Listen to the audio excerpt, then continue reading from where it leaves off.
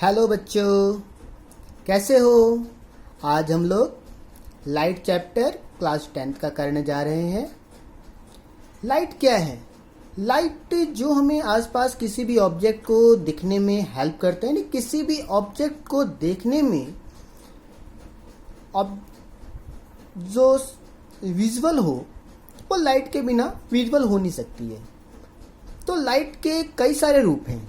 कई सारे साइंटिस्ट आए, लाइट को के ऊपर अपनी अपनी थ्योरीज देते हुए गए। हम इस चैप्टर में उन साइंटिस्टों के बारे में भी जिक्र करेंगे और लाइट के दो टर्म जो हैं रिफ्लेक्शन और रिफ्रैक्शन के बारे में भी अध्ययन करेंगे। लाइट क्या है? Light is a form of energy which produce the sensation of sight in us. ये लाइट एक एनर्जी का फॉर्म है जो प्रोड्यूस करता है सेंसेशन ऑफ साइट, जो हम लोगों को देखने में हेल्प करता है। उसे हम लोग क्या बोलते हैं? लाइट कहते हैं।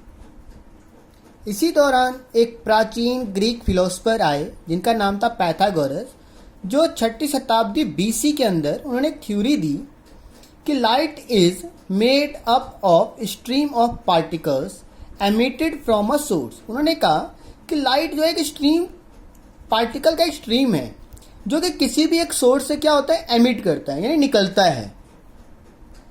लेकिन 4ठी शताब्दी बीसी में एरिस्टोटल आए और जो कि थ्योरी जो दी गई थी पैथागोरस के द्वारा, उसके बिल्कुल विपरीत उन्होंने अपनी थ्योरी दी। उन्होंने कहा कि he believe that light moves as a waves like a ripple on a water.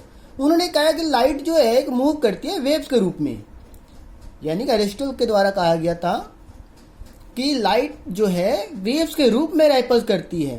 Pythagoras से बिल्कुल क्या हो गए थे? वो डिसएग्री हो गए थे और उन्होंने कहा कैसे? वेव्स की तरह, कि जैसे पानी के अंदर लहरें बनती हैं वैसे ही हमारी लाइट के अंदर भी इसी प्रकार से क्या बनती हैं?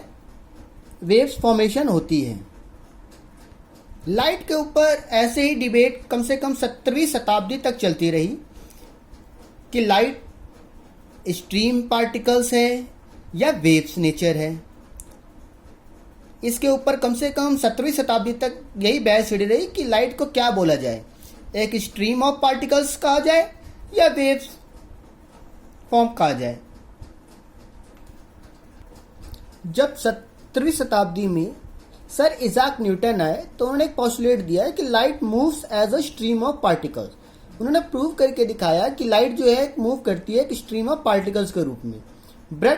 बट क्रिश्चियन हाइजेन ने भी प्रूव किया कि लाइट बिंग्स अवे, यानी इजाक न्यूटन के द्वारा कहा गया कि light moves in a stream of particles and Christian Huygens के द्वारा कहा गया कि light moves as a wave. यह तब तक बहस का मुद्दा बना रहा जब तक क्वांटम थ्योरी नहीं आई। क्वांटम थ्योरी आने के बाद ही हम लोगों को पता चला कि what is the nature of light.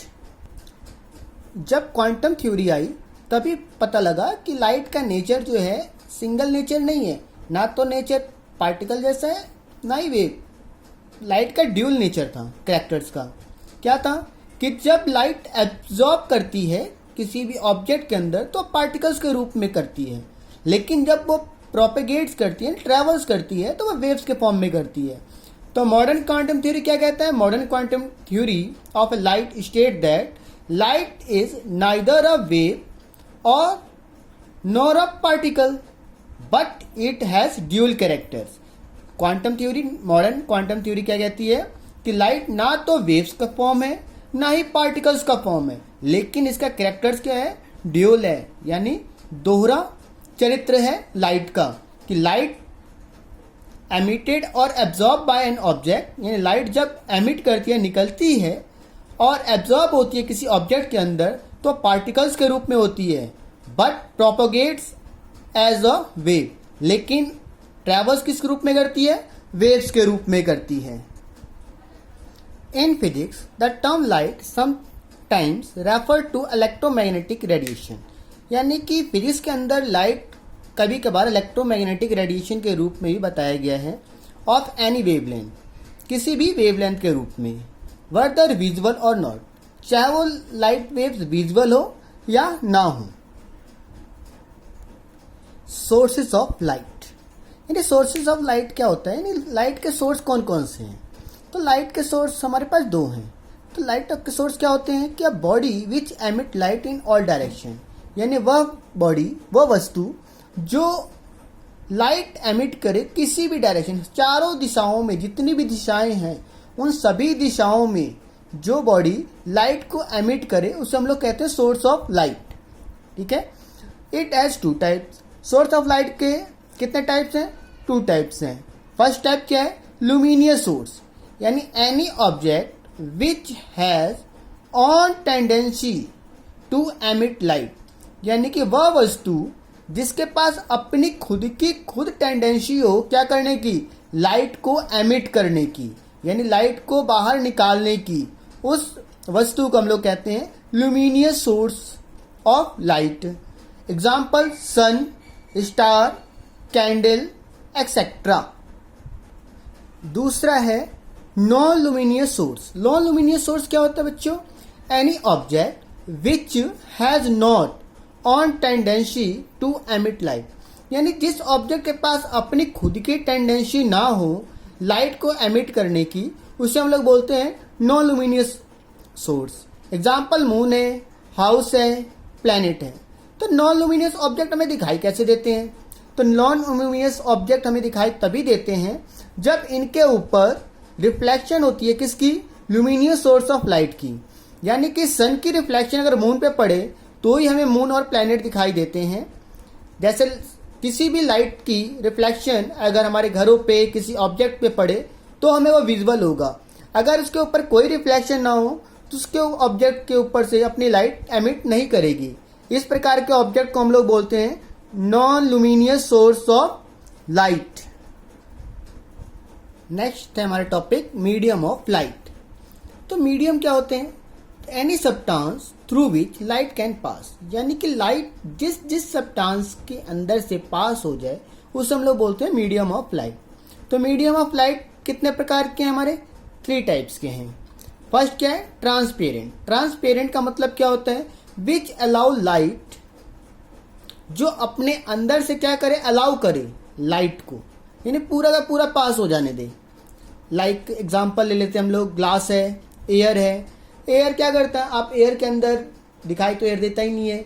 आप देखोगे को हर एक ऑब्जेक्ट आपको दिखाई देती है, यानी पूरी की पूरी क्या? ट्रांसपेरेंट है। ट्रांसपेरेंट से यही पता लगता है कि विच अलाउ लाइट फ्रॉम इटसेल्फ, यानी अपने अंदर से जो लाइट को पास हो जाने दे, पूरी की पूरी लाइट को पास हो जाने दे, उससे हम लोग क्या कहते हैं?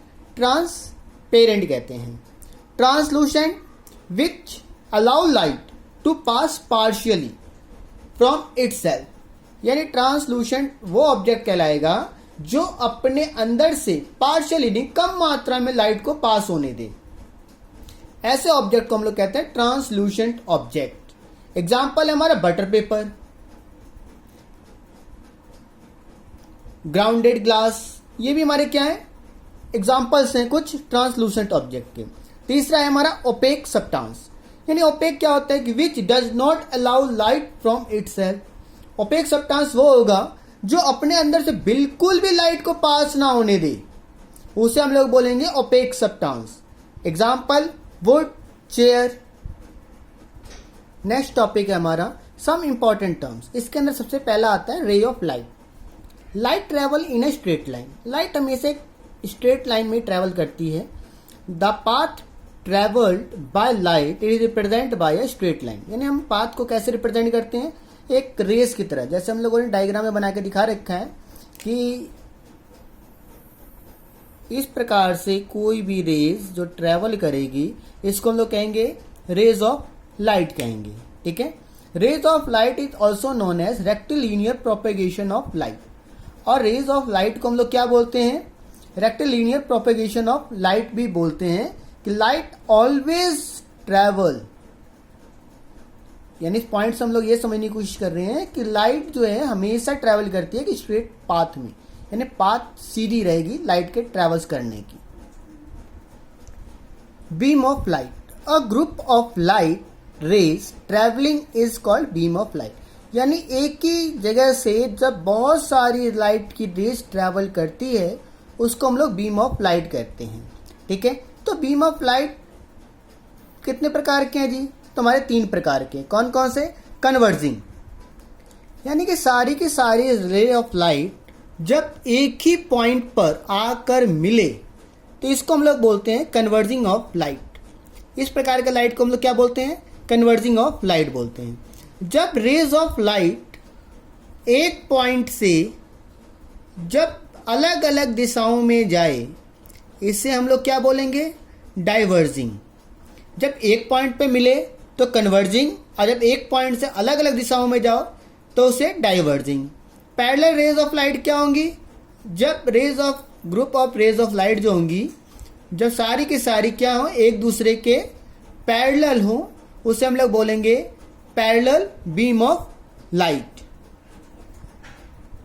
Next topic is reflection of light. When a beam of light fall on any reflecting surface, जब बीम ऑफ लाइट किसी भी रिफ्लेक्टिंग सरफेस पे पड़ती है and bounce back its parts, अब रिफ्लेक्ट होने के बाद क्या हो जाए? बाउंस बैक हो जाए, यानी बाउंसिंग बैक, उसे हम लोग बोलते हैं रिफ्लेक्शन ऑफ लाइट। जैसे ये हमारा कोई रिफ्लेक्टिंग सरफेस है, जब कोई रेज ऑफ लाइट जब इसके ऊपर फॉल करेगी तो इस प्रकार से वो क्या हो जाएगी? Bounce back. ऐसे रिफ्लेक्शन को हम लोग क्या बोलते हैं?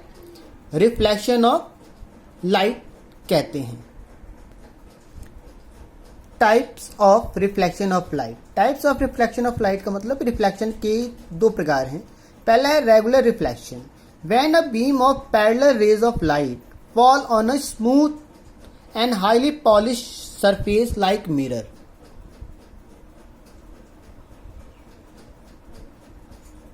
This is the mirror.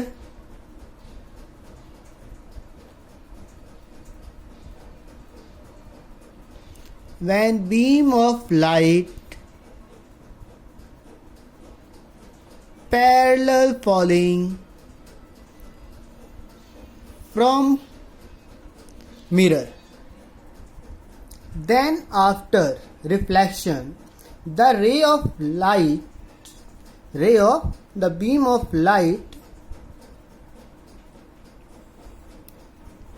parallel remains parallel, and this type of reflection of light is known as regular reflection.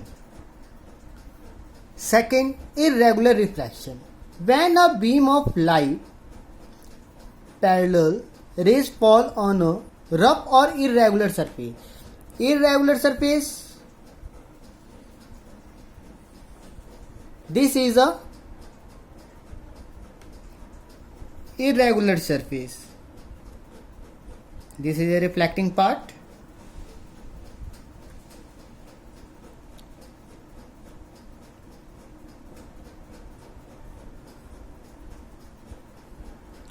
Then the light get reflected.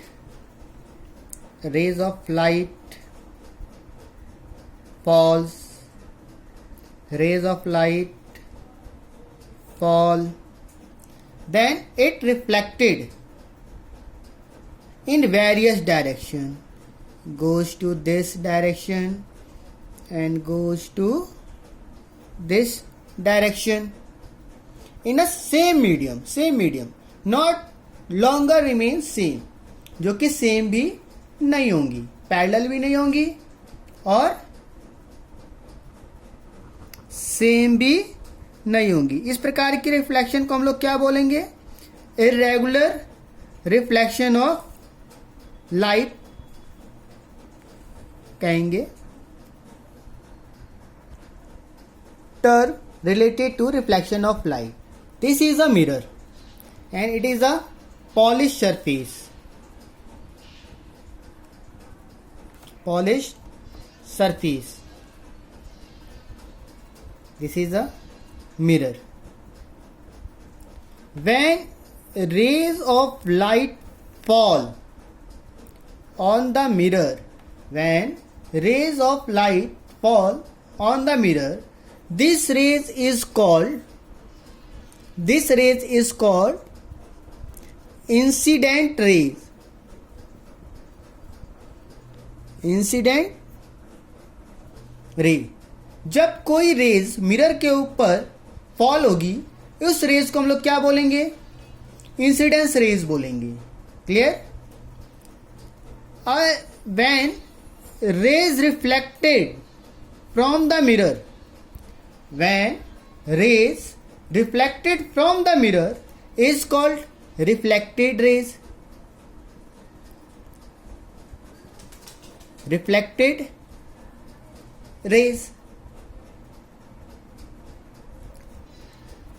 A line which perpendicular to the mirror and divide the incidence ray and reflected ray is called normal. जो line perpendicular raise को क्या करेंगी? Divide करेंगी दो भागों में, इसे हम लोग बोलेंगे normal rays. Angle between normal and the incidence ray, angle between normal and incidence rays is called angle of incidence.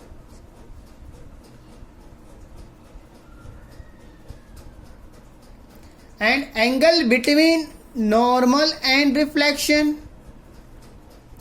angle between normal and reflected rays is called angle of refraction. Angle of incidence denoted by I, angle of reflection denoted by R.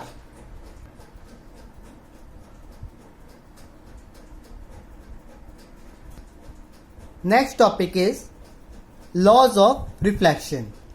Incidence ray, reflected ray and normal at the point of incidence. हम लोग क्या देख रहे हैं diagram के अंदर कि normal rays, reflected rays और नॉर्मल क्या है? एक ही पॉइंट है, पॉइंट ऑफ इंसिडेंस के ऊपर. And all lies in a same plane, सारे के सारे एक ही सरफेस यानी एक ही प्लेन पे हैं. तो ये हमारा क्या है? फर्स्ट लॉ ऑफ रिफ्लेक्शन है.